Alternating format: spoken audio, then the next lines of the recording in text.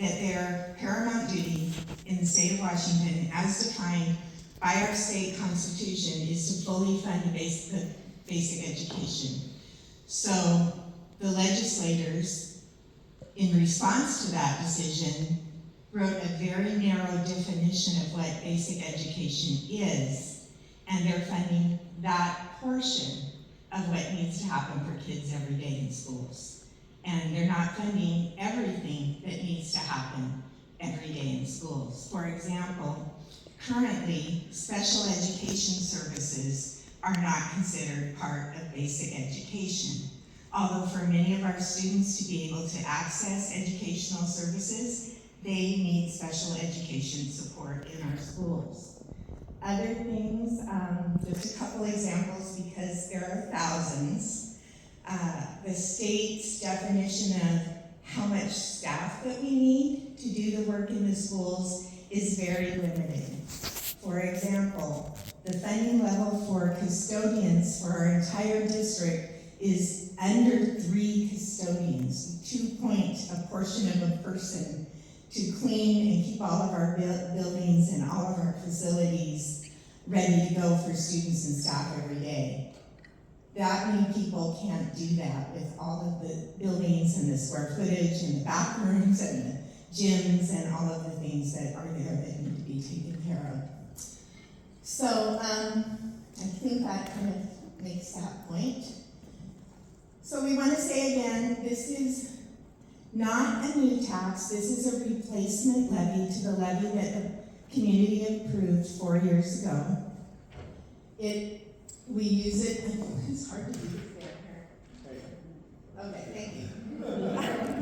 He's holding out. I'm going to have a really stretched out neck by the end of the night. So, yeah, so this supports our commitment to making sure that our teaching and learning is focused on meeting the needs of all the kids and making sure that we provide the opportunities that they need every day. It ensures ongoing funding for essential services as well as extracurriculars like the arts and sports and clubs and activities, and field trips and the opportunity to ride a bus to West Sound Tech to participate in courses there. All of those things are not funded as part of our basic education.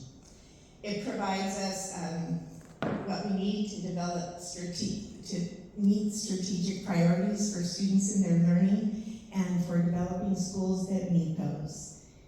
And it helps us improve and strengthen our schools and continue to support the district mission, educate, empower, inspire, and prepare all students to be effective citizens in our community now and in the future. So the big question is, what are we asking for, right? So the current levy, what is collecting $3,831,125. When it was last approved, that amount was based on $1.32 per thousand of assessed property value. As we know, property values have risen, and there are more properties in North Mason School District that add to that total valuation.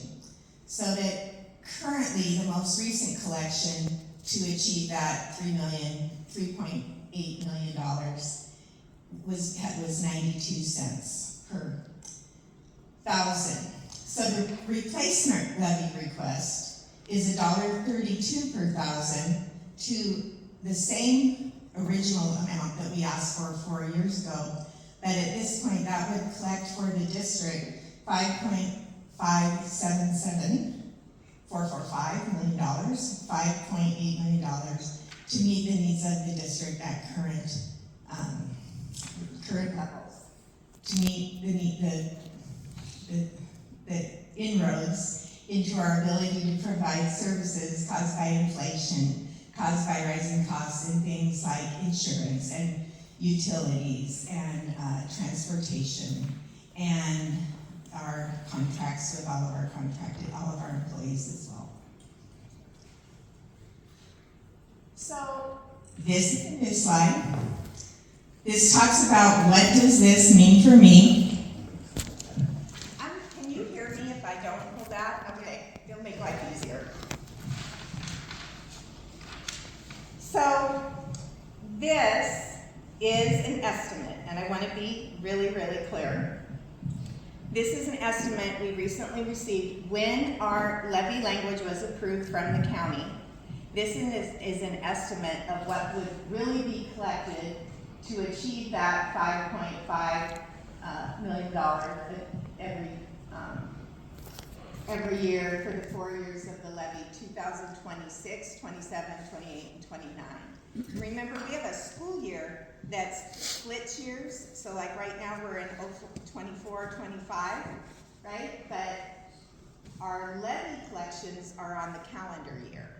So the first year of the levy collection, as you can see on the far right of that big chart in the middle of the page, we are collecting half of the 25 levy and half of the 26 levy. So the amount collected that year is $4,750,000. In the other 3 years, it would be the $5,577,000. Now, what this also shows is that the county is already projecting and anticipating rises in property values that will change what that amount is. So when we drafted the levy language and when we considered what we needed and what we could propose and started with that 132 per thousand to achieve the 5.5 million, what we're looking at now is in 2026, the first year that we would collect that, we would only be collecting $1.17 per thousand, because that's how much the change in property values is happening. And in fact, by the end of the 4th year, that amount is projected to be roughly 85 cents. Now that's a projection and it can change, but that's the projection that we have right now. Do you want to say anything else about that? Yeah, thank you. First of all, again, my name is Dan King. I'm the Assistant Superintendent of Finance Operations. And I just want to thank everyone who's here tonight for being here to learn more about the levy. And I'm sure you have questions, and we'll be happy to answer questions when we're finished here pretty soon. This actually, so when we are going to put a levy resolution on the ballot, we're required to get approval from OSPI, the Office of Superintendent of Public Instruction in Olympia. And so the department at OSPI, they created this document to show us what our approval rate is. So you can see that we are actually approved to levy $7,551,332 when you use the max levy per pupil. And we're asking for $5,577,446. And the reason is our levy committee really looked at this, and we looked at the different scenarios, and we asked really, what is it that we need, that would just be enough to sustain us to fill those gaps for the next 4 years. Now, some districts, every year they have an inflationary factor, so each year there's an increase in the amount collected. We also, as a committee, decided, let's just keep it a flat rate for 4 years. We want to really just be respectful of our community, understand the needs of our district, and only ask what we need in order to sustain us for those 4 years. And that's where that rate came in, where we thought, let's ask for $1.32 as we were approved for last time, but this time it does give us a little bit more revenues to help with, things have changed over the last 4 years with inflation, so to help make up that difference. So we also, and I'll have Dan talk about this chart more, we also included this piece of information because it's something that we've been asked about, and we wanted to share that with you. So what this does is this shows you, we're the blue shaded line towards the bottom of the chart. This shows you North Mason School District, but it also shows you Shelton, Bremerton, Central Kitsap North, Merriam Knight, Bainbridge, South Kitsap, Pioneer, Southside, Breakview, and Hood Canal. So all of the other Mason County districts and our neighbors to the north, and where we compare with the levy and bonds total that we're collecting, that we have had approved from our communities. and that we collect to get the work done that we need to do in our schools. And as you can see, there are just a few school districts that collect less than we do, and they have some unique circumstances that are different from ours. But we thought that that was an important piece of information for you to have. Do you want to say more about that? Yeah, sure. Again, the levy committee, we looked at this too, and it helped inform our decision around what was appropriate for us to ask for this current levy, this one coming up on February 11th. And you can see here that not all districts have a bond, not all have capital projects, but look, they all have an EP&O because it's so important, it's so necessary, unfortunately, because there is a gap in what we're funded from the state for our programs, for operations, for staffing, and what the actual costs are. When you really look at what the reality is, what it really takes, as Dana mentioned, like the example of custodial staff. That's absolutely ridiculous that they would expect us to have 3 custodians, probably not even 3, if I went back and looked, it's like 2.8 or something, to do all the custodial for the whole district. Where do they get that from? And so there are a lot of other examples like that, where we are not given the funding that it actually requires. Not that we go way out, we're just kind of like getting out of control with hiring, we don't have this army of custodians, but we have what we need based on the size of our buildings, the amount of students we have, and what it takes to keep our facilities clean. And again, that's just one example. Well, all of the school districts, as you can see, are, they have an EP&O levy because it's just a reality in our system in Washington State right now. And again, we thought, well, we want to be respectful. We do have a bond, so we need to add the 2 together. And so you can see with the current levy, at 92 cents in the bond, it's currently $1.61. That would increase with this new levy by just 40 cents. And I think Dana's going to talk more about that in a moment. You want to be, upfront with you and show you kind of what it will actually be. So it would be $2.01.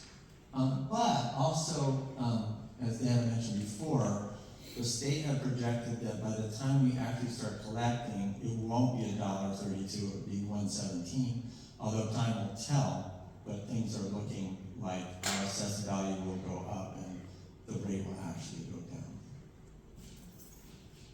All right, so another thing, because we're showing you a lot of numbers, all of the numbers, all of the information that our levy committee looked at is available on our website.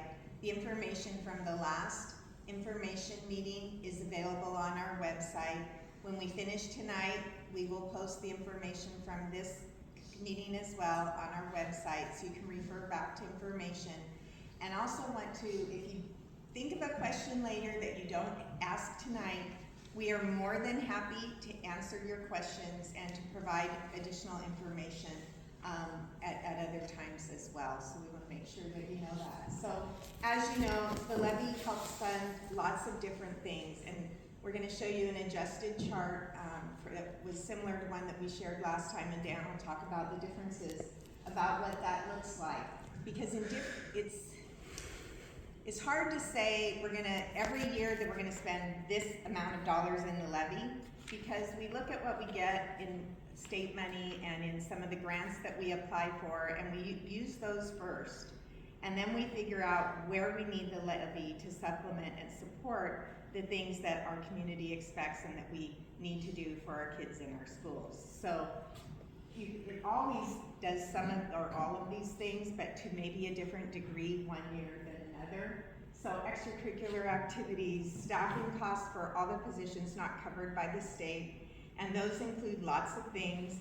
They include lots of our classified positions, our nurses, our paraprofessionals, custodians, our technology team, counselors, substitutes, secretaries, and secondary arts programs, elementary specialists, and also classroom teachers, also additional counseling support, also additional administrative support. It includes maintenance costs, it includes curriculum and having up-to-date curriculum available for our students and the materials and the ways that we need to deliver those now, because that has changed in my time in education from when we always use books and papers and pencils, and that's how work happened in schools too. We still use books and paper and pencils, but we also use other stuff too. We use technology to access the most current information and to have different ways for kids to learn that helps kids who need to access learning differently to have some different tools available to them. It helps pay for elective courses, some advanced placement courses. It helps pay for, as I said earlier, or fully pays for the bus to drive kids to and from West Sound Tech, because the state doesn't pay us for that.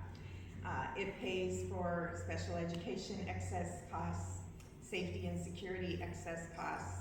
I was looking at a chart with you earlier, and I think they pay for one building for 0.08 of a person for security. That's what we get from the state.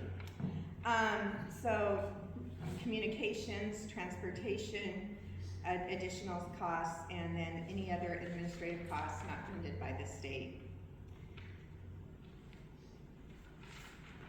So again, the levy supplements the state allocation. Funding programs not included in the definition of basic education. Funding needs not included in the state's definition of basic education.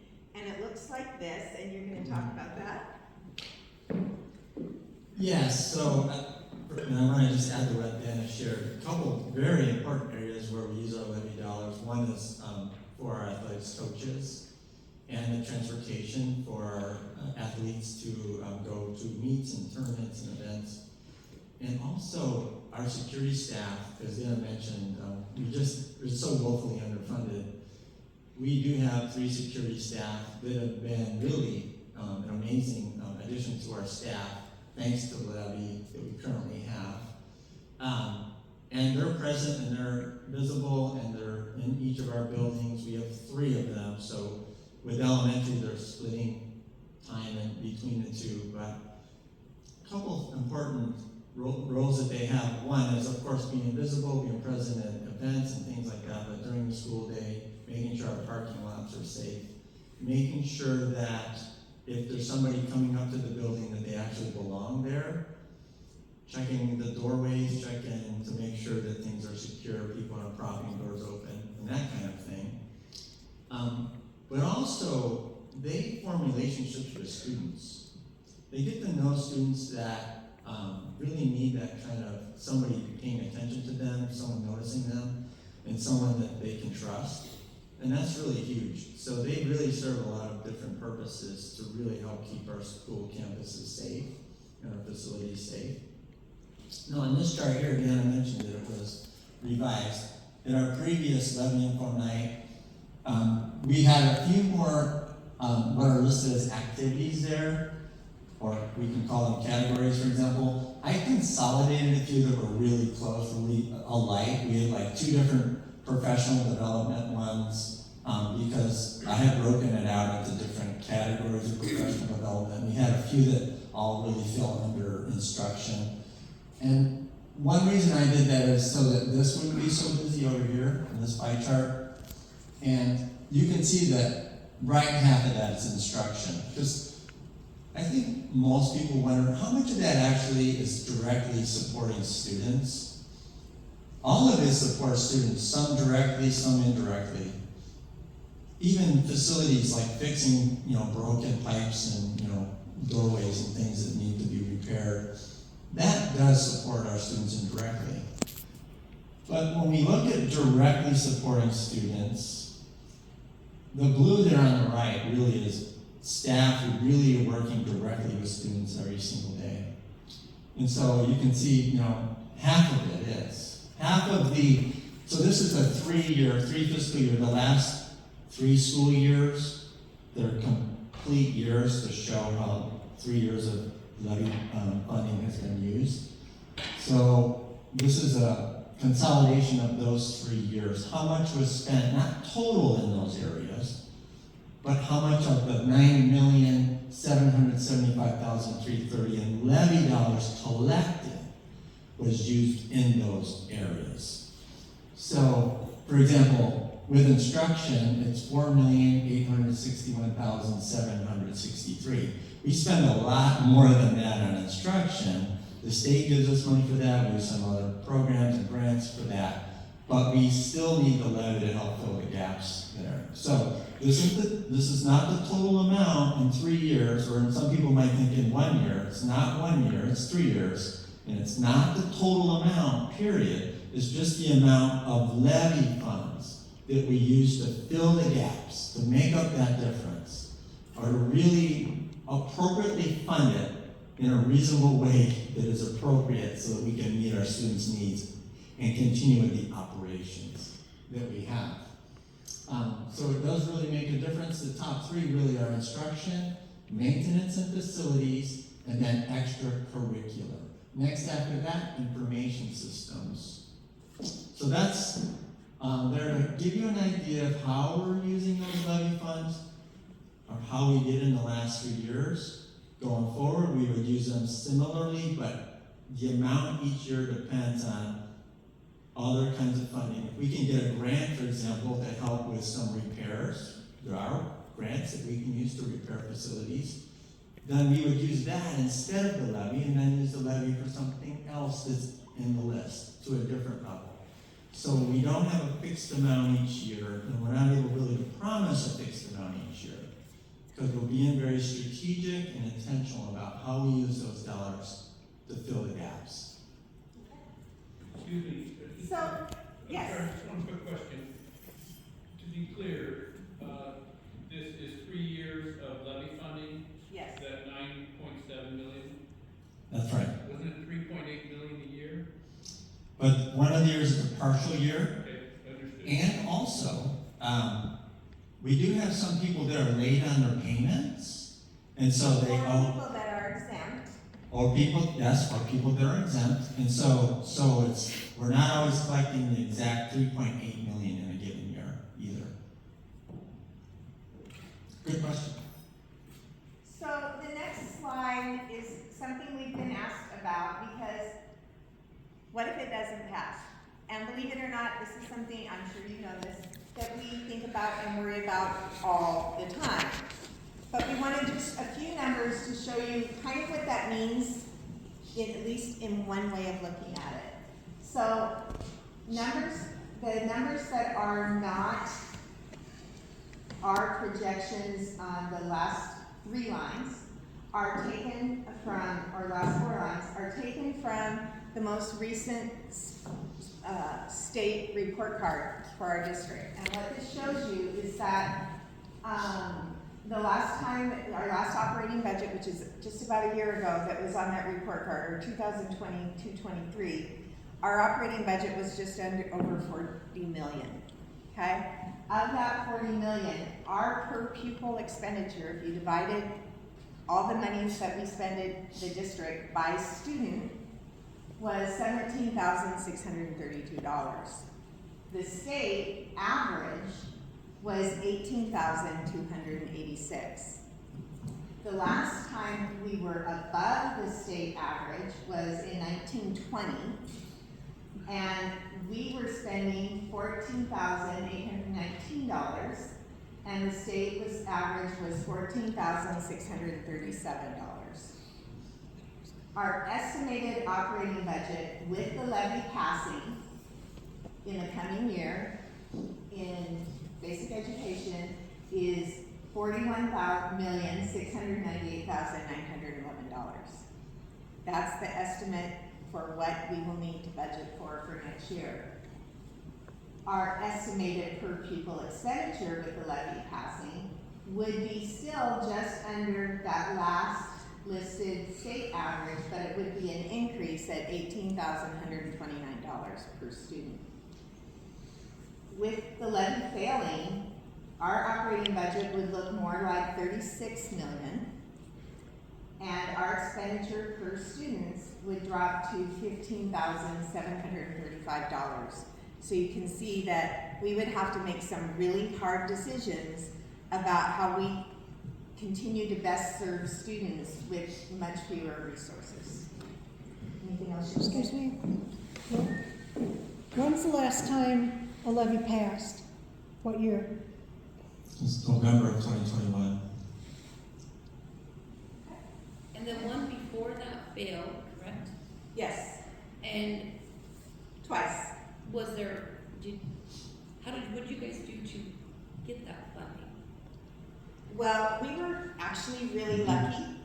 And in a weird twice. way, when it Twice. we had the double failure, because we had to make really significant cuts.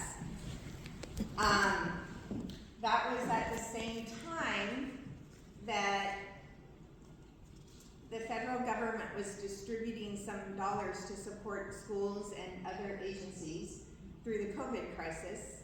So we were able, instead of like other districts using the additional ESSER dollars they got to support them through COVID to do new stuff, we were able to use it to help us maintain programs for our kids and our schools until we got a levy back again. So we What were did very that look fortunate. like? We did make very significant cuts. We were able to offset those to a small degree or a fairly significant average. We were able to hire back a lot of the staff we didn't think we would be able to have because of the ESSER dollars. So the COVID relief that was supposed to have been used to kind of bring kids back up to the grade level where they need to be was used to hire back staff? Because, yes, Okay, no, because that's if fine. we didn't I didn't- have, but if No, we didn't you- have that, We don't need to, that's we, what, it still helped do the same thing, because without those staff, those paraprofessionals or et cetera, our students very likely would have fallen even further behind. So we used it for the same definition, but there are districts who used it to build new sports facilities or some other things. We used ours for kids. And just to be clear, we only went a half a school year without a levy collection. So then when we passed in November 2021, it was about 1.5 million less than the original ask. And so the levy did come back and help sustain us through up till now, but it is less than we originally requested. So the ESSER funds have helped also fill some of those gaps. The ESSER funds weren't used for things like coaches and transportation to athletic events. We really focused on like para-educators that support student intervention and things like that, or engagement. Computers to help kids. Computers was a big one, it was really necessary. We also needed funds to help bolster our custodial staff to keep temporarily, we made adjustments after the pandemic, but we did need some additional custodial for all the extra cleaning that was required. So those kind of things. Oh, that's right. No, I stand corrected. We are the only district That's in the right. region that wrote a FEMA grant, and we used FEMA money to pay for the extra custodians That's right. and for the machines that we use to The- kill all the germs in all the classrooms. The R0 buildings every day. machines. That was a FEMA grant. That's right, I But stand we corrected. It was a FEMA grant. Yeah, we did Yeah. use ESSER dollars only for the things that fit the definition that allowed us to continue to serve kids. But That's we right. were very careful that they fit the definition in what they were for. Yes. Sorry, I have a question. Well, more of a statement, but also a question. So you're talking about state dollars right now. And when you use the definition of basic education, you say that special education is not included in the funding for basic education. Only a portion. Correct. You're not talking about federal dollars right now. No, because that's a whole different conversation today. So, but it's not though, because you do, when you say that, oh, we're not funded for special education, you are funded for special education We're federally. funded no, I'll be clear. We are not, like I said, we are not fully funded Mhm. for special education. Because the state does not consider it part of basic education. It funds part of it, and that's through state funding. Right. And federally, we receive a portion of what the feds have committed to since 1992. Their commitment has always been to fund 40% of special education services across the country. It's more like, our budget, it's probably more like 12 to 15% that Okay. they actually fund. So we get some federal dollars Okay. for special education. We get some state dollars for special education. Special education students are basic ed students first. So all students are funded at the basic ed level. Mm-hmm. And then we get some additional grant dollars to help with some of the additional costs. But it doesn't fund everything. And so we do end up needing the levy for extra support, like extra support from psychologists, from RBTs and the different behavior support people, from some of those folks that we're contracting with, nurses, et cetera, to provide that additional support. Those things are not fully covered by either the state or the feds. Okay. Thank you. You're welcome. Kyle, I saw you had your hand up. Did you want to add to that? Well, you kind of nailed it on the federal piece. So we Okay. get about $600,000 for federal money for special education, and I think our operating budget for special education itself is in like the $5 million range. So Yeah. just to put a number to it. Thank you. That's helpful. just It puts it in federal perspective. money, right? The 5 million is state. The 5 million is state and local money. The feds give us 600,000 roughly, And does is the, what Kyle's saying. does the state cut it off at a certain percent of the total enrollment? It's very complicated. So, right now the state does. And the federal is an entitlement that you apply for and get reimbursed for the costs that you have to meet needs, and they only give a certain amount. And you'd have to explain the formula for that. But in the state special education budget right now, and there are 2 bills in the Senate and 1 in the House to change this, that we're trying really hard to get changed. In the state, it's capped at 16% of our enrollment. So we get additional state funds for students with special needs up to 16% of our enrollment. But if we have 17% or 16.5 or 18%, we don't get the additional dollars to meet those kids' needs. So there are multiple bills right now that we are working really hard to get changed with lots of other people around the state that would say the state would fund all the kids that have the need and they wouldn't cap it. So does that answer your question? Yes. Okay. Yeah, and I just want to be clear, I don't have the exact number, but it's about 4.6 million were allocated this fiscal year, this current school year, for special education in our state apportionment. And then the grant we have is an IDEA Part B grant, and that's for That's children, federal dollars. federal dollars aged 3 through 21 with disabilities, we can use it towards. And that is about $560,000 this year. And as Dan has said, there's a cap currently at 16%, so she's right. Any costs above, any additional percentage of students above that, we don't receive funding for. Plus also there are some high need students that are high cost that require additional kinds of support. For example, maybe they are enrolled in a program, like was mentioned at our board meeting last night, we have 3 students that attend a program for students that are hearing impaired or deaf. And there are not many programs around in this area that have such programs, and they are costly. And we provide transportation for those students to that program, and they're in those programs, and then we're invoiced from that school district for those students. We do have a mechanism in the state called Safety Net where districts can apply for additional funding for those high need students. But it's a very complicated process. We try every year to get as much as we can through that process, but it usually always falls short of what our actual extra costs are. And you always have to apply for it after you've already expended the dollars. We receive, if we do get the money for that, for the safety net, it's in August. What's the percent of special ed students that we have in the district?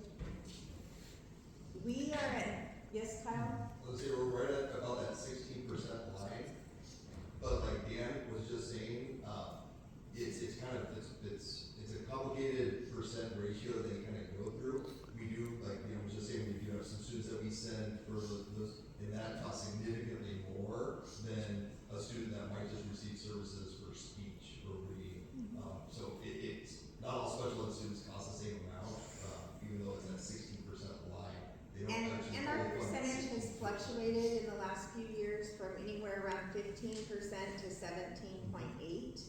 So it just kind of depends on the year. For those of you who don't know him, since he's providing so much information, Kyle Ellis is our Director of Teaching and Learning.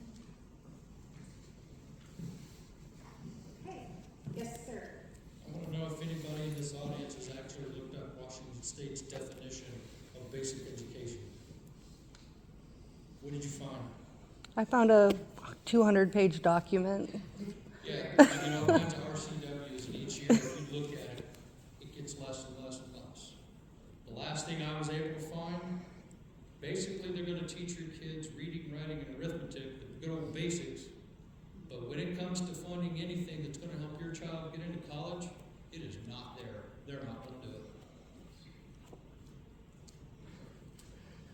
Hence, we need a levy, because we want your kids to be able to get into college or trade school or whatever it is that they see as their future. And unfortunately, as you said, instead of growing, the definition is shrinking. We are hoping a couple of these bills around special education may change that, at least for the special education piece, but we don't know that. And we've been hoping that in every legislative session since I've been a teacher, and we don't want to talk about how long that has been.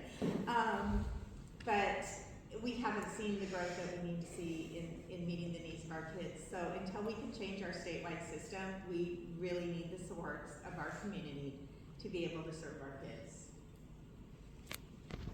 So we also want to point out, just that, Rob, we share this on our website as well. There's a place at Mason County, please share with your neighbors and folks that you know, that people who have disabilities, the elderly, there are many, many people who qualify for an exemption from this tax. And all you have to do is go to the county website and fill out the application. Correct, Commissioner? We have to qualify. But you can still vote. You can apply for the exemption and still vote. Yes. For all seniors right now, it's like 55,000. Thank you. Rob?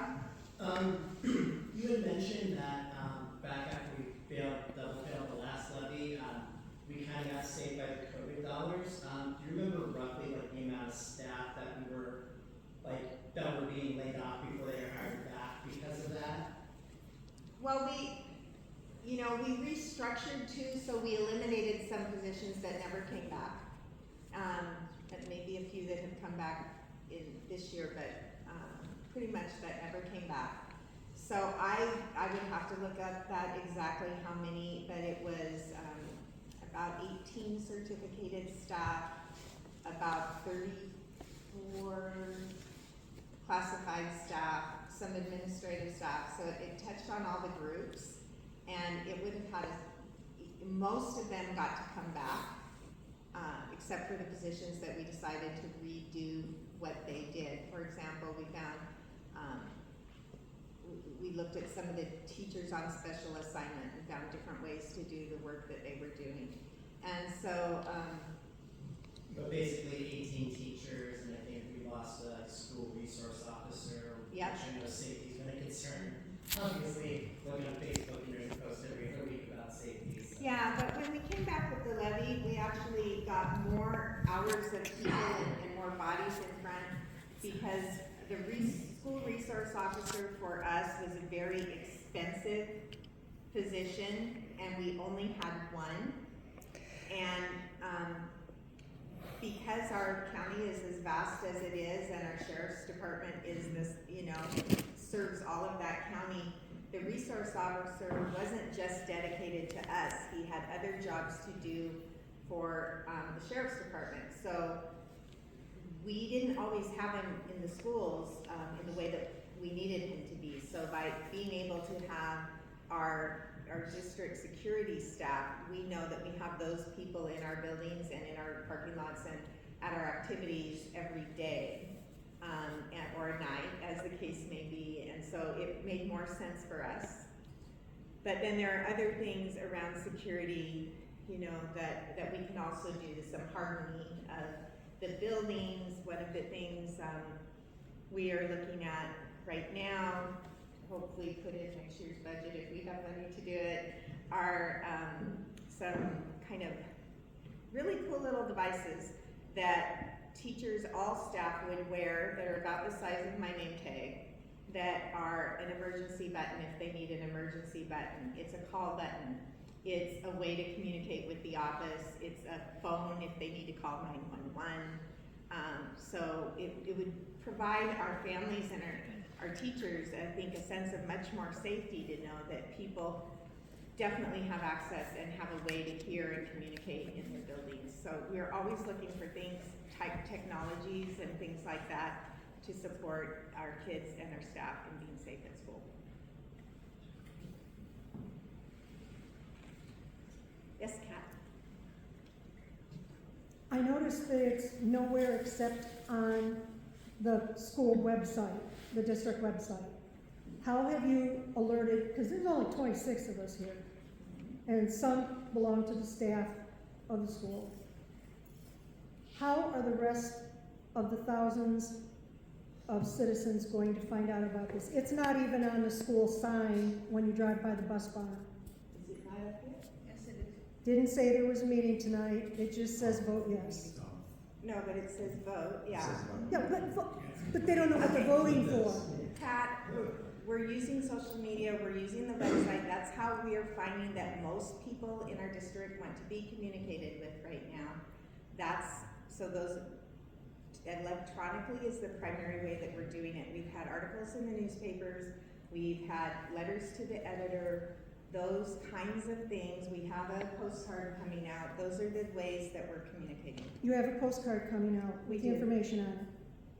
We have a postcard coming out asking people to vote yes, yes. The ballots have already arrived. I know that. Mine are already turned in. Okay. Thank you. Also, when you get your ballot this time, and I don't know if we've done this before, but there's a pamphlet inside with more information than I've seen on the pamphlet prior. Well, that's because, of it. yeah, usually there's a separate voter's pamphlet, but it's included this time. Right, and this is in the envelope this time. I thought that was nice. For people that maybe felt like they didn't get enough. Yeah. I heard that some people really.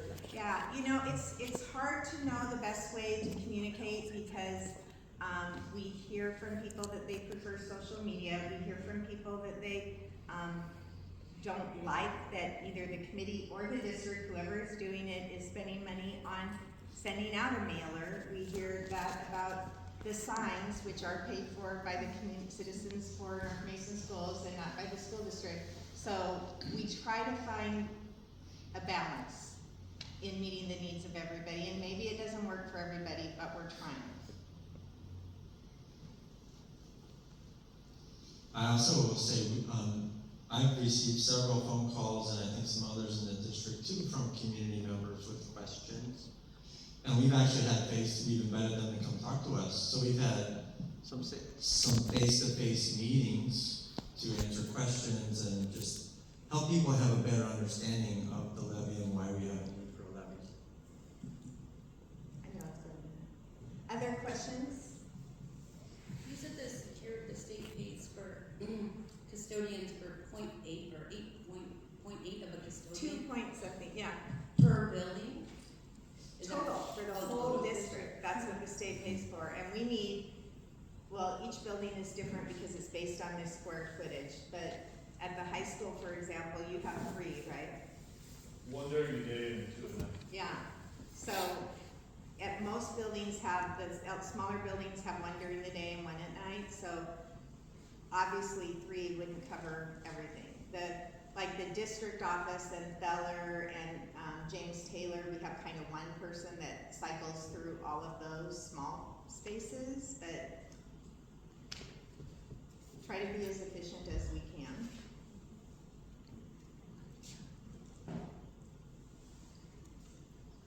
On the pie chart, how many teachers does that cover? The instruction, which is about half the budget there.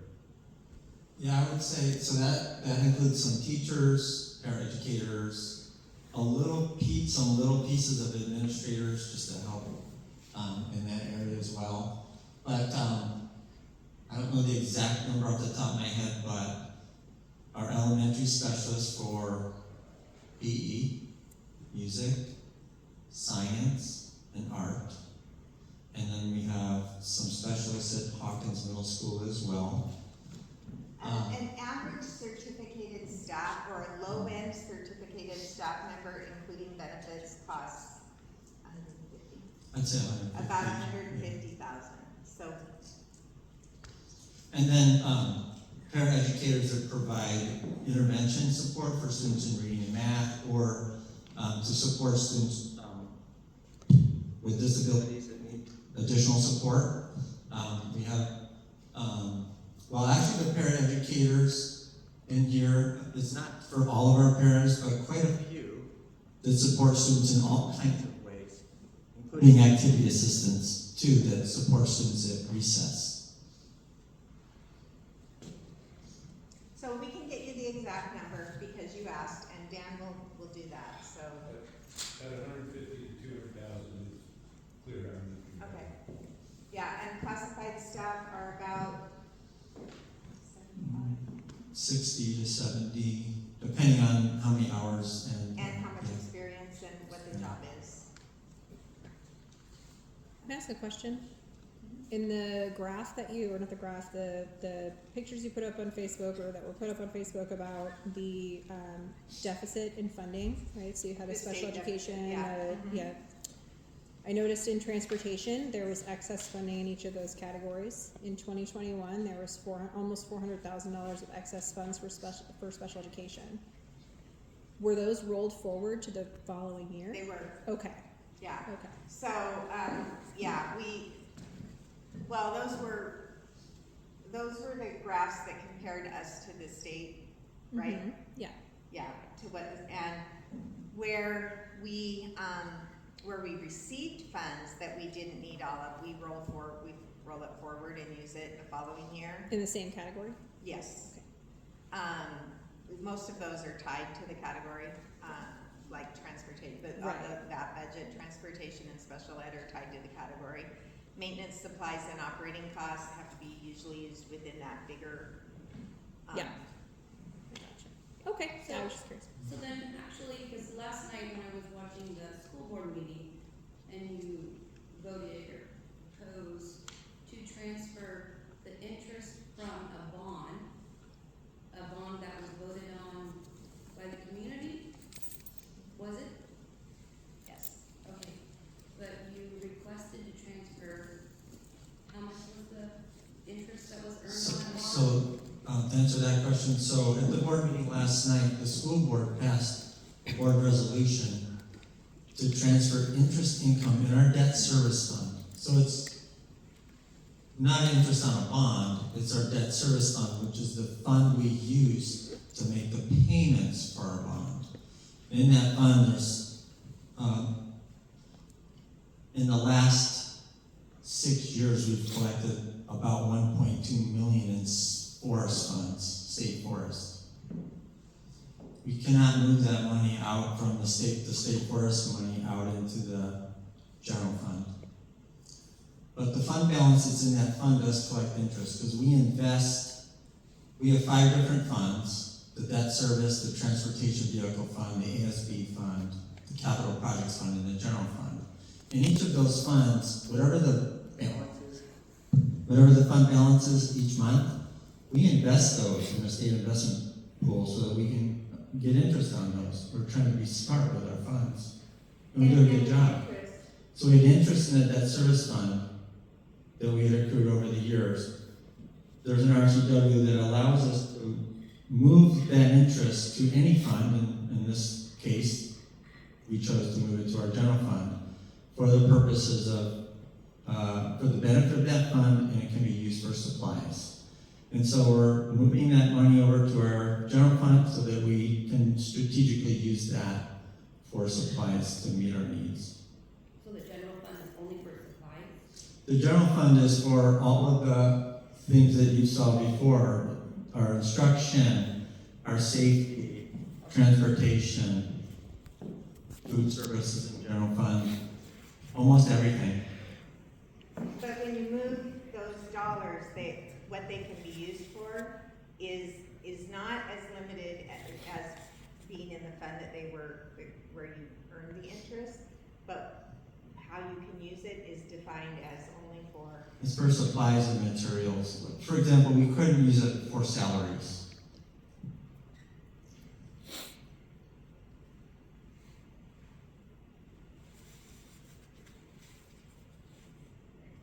Well, we really appreciate everybody being here. Oh, you got one more?